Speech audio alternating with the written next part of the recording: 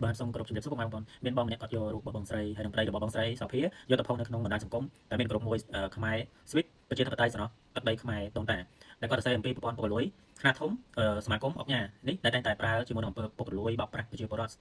ម្ចាស់ឆ្នោតអីចឹងណាហើយគាត់បានយករូបបងស្រីសោភាជាមួយនឹងស្វាមីរបស់គាត់យកទៅផុសនៅក្នុងក្រុមហ្នឹងដែលសរសេរក្នុងន័យមួយថាប្រតិបត្តិបង្អាក់ឬក៏ក្នុងន័យមួយថាយកថារកការធ្វើអំពើល្អរបស់គាត់ហ្នឹងគឺត្រូវបានជាលួយកខ្វក់លុយអីចឹងនឹងអត្ថន័យហ្នឹងអញ្ចឹងអ្វីដែលលើកឡើងរបស់គាត់នេះគឺជាទស្សនៈមួយដែលតូចតាចឬក៏ទស្សនៈមួយដែលគ្រាន់តែយកនៅខ្លឹមសារឬក៏ជ្រុងមួយដែលខ្លួនឯងកំពុងស្ថិតនៅជ្រុងមួយដែលខ្លួនឯងកំពុងតែរស់នៅមើលមកជ្រុងមួយទៀតហើយបានប្រមាណគេនេះគឺជាដំណើរមួយក្នុងការទប់ស្កាត់ការរីកចម្រើនឬក៏ដំណើរមួយនៃការទប់ស្កាត់មិនឲ្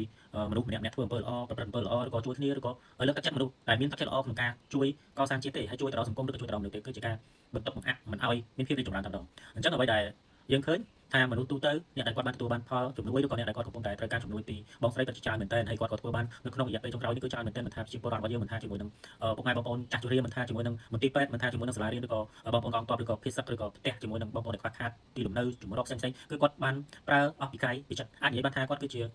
មនុស្សនិមិត្តរូបម្នាក់ឬក៏ជាទេវតាម្នាក់ដែលគាត់បាន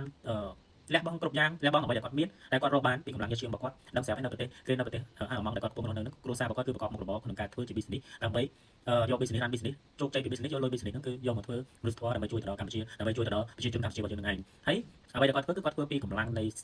គេហៅថាកម្លាំងនៃសទ្ធារបស់គាត់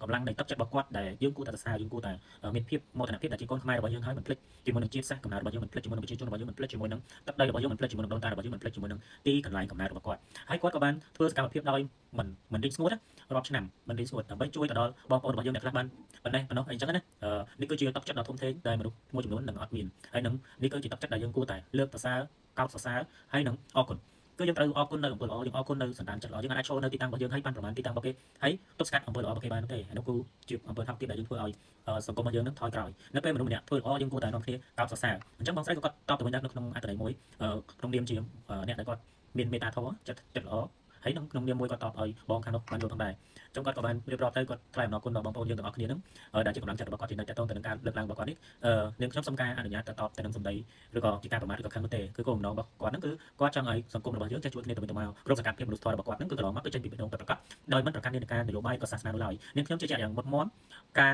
ពិតគឺជាវត្ថុដែររឹងមាំបំផុតហើយក្នុងនាមថាជាអង្គការនេះគឺគាត់ទទួលបានពីខាងព្រះមហាក្សត្រនិងរាជរដ្ឋាភិបាលរបស់យើងផងដែរដែលបានជូនជាកិត្តិយសដ៏ធំធេងដែលជំរុញឲ្យគាត់នឹងគឺការខិតខំក្នុងការធ្វើអំពើល្អបន្ថែមទៀតហើយយើងខ្ញុំនឹងបន្តការធ្វើអំពើល្អដល់អត់ឈប់ឈរប៉ុន្តែអ្វីដែលគាត់បានធ្វើនោះគឺគាត់នៅតែបន្តធ្វើអំពើល្អដើម្បីជួយដល់ប្រជាពលរដ្ឋដែលខ្វះខាតរបស់យើងបន្តទៀតដូចនេះគាត់ក៏បានសន្យាផងដែរថាទីមួយគឺយើងខ្ញុំនឹងបន្តប្រើប្រាស់ធនធាននិងកម្លាំងចិត្តដែលមានដើម្បីជួយទៅដល់សង្គមជួយទៅដល់ការលំបាករបស់ប្រជាពលរដ្ឋរបស់យើងគ្រប់រូបដែលជួបជាមួយនឹងការលំបាកហើយដែលគ្មានការរើសអើងទេហើយទីពីរគឺយើងខ្ញុំនឹងបន្តរក្សាភាពស្មោះត្រង់និងតម្លាភាពក្នុងការងារមនុស្សធម៌របស់ខ្ញុំជារៀងរាល់ហើយទី3គឺនាងខ្ញុំនឹងបន្តចូលជាមួយនឹងប្រជាជនរបស់យើងមិនថាការរិះគន់ឬក៏មួយបង្កើតយ៉ាងណាក៏ដោយក៏នាងខ្ញុំយល់ច្បាស់ថាការធ្វើអំពើល្អគឺដើម្បីជាតិនិងប្រជាជនមិនមែនដើម្បីការសរសើររបស់បុគ្គលណាមួយទេដោយក្តីគោរពពីនាងខ្ញុំ